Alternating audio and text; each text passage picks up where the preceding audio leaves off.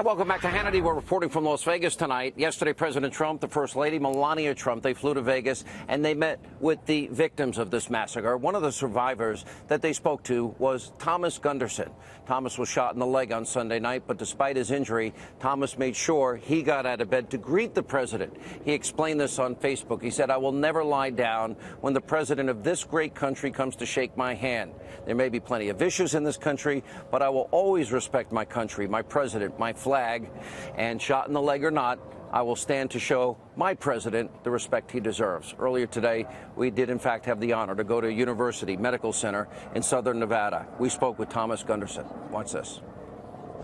Thomas! How's it going, buddy? How are you? Doing well. I know I'm not the president. I apologize in advance. So I'm not standing up.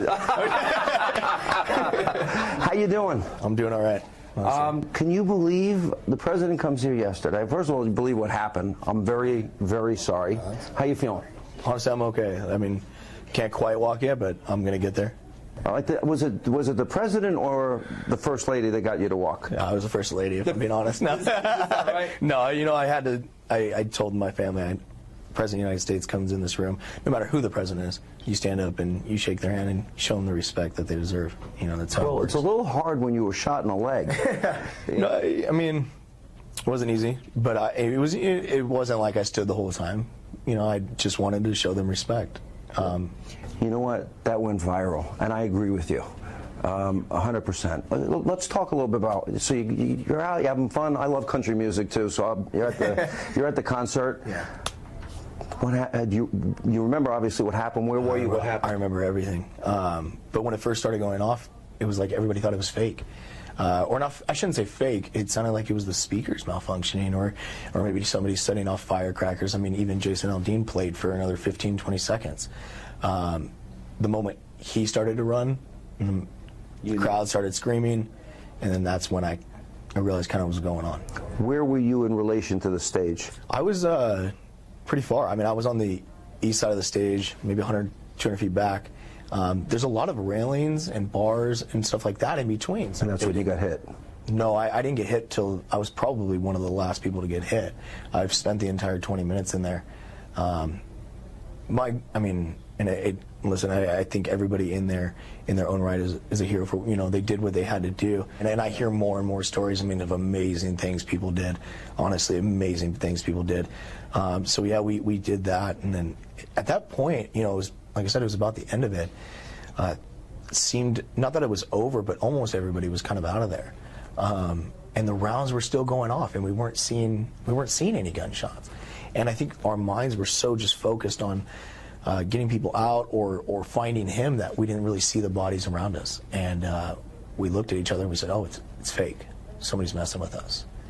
About 10 of us said that. Right. And so I stood out in the open. These aren't people you knew. People you just met. People all just that were looking to help, you know. And at that point, I had looked behind me and I saw gunfire coming from the hotel, and that was perfectly just lined up, or flashes, as they say, that was just perfectly lined up with. And you saw it from about that floor? No, I thought it was a completely different floor. Lower? I could have sworn that it was center of the hotel, about 15 floors up. Could have been the reflection, you know, the way that's set up. Yeah, the way that is set up is. And right then and there, my mind was like, uh-oh, and boom, shot through the leg. Most people won't experience that. What does that feel like? I can't tell what everybody else felt. For me, I didn't feel it. I knew I was shot, but my body took over and numb. I hit the ground and there was just blood everywhere. Mm-hmm. You know, for me, I didn't really feel it. Your adrenaline's just going nuts. Talk about your injury and your prognosis. Honestly, I'm so blessed. It went straight through the calf.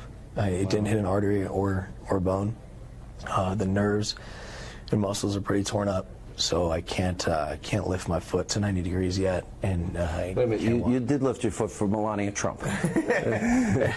What foot wouldn't? Exactly. I'm getting this tape to the president. Yeah. I'm going to say you got competition. Yeah. So the president walks in. Yeah.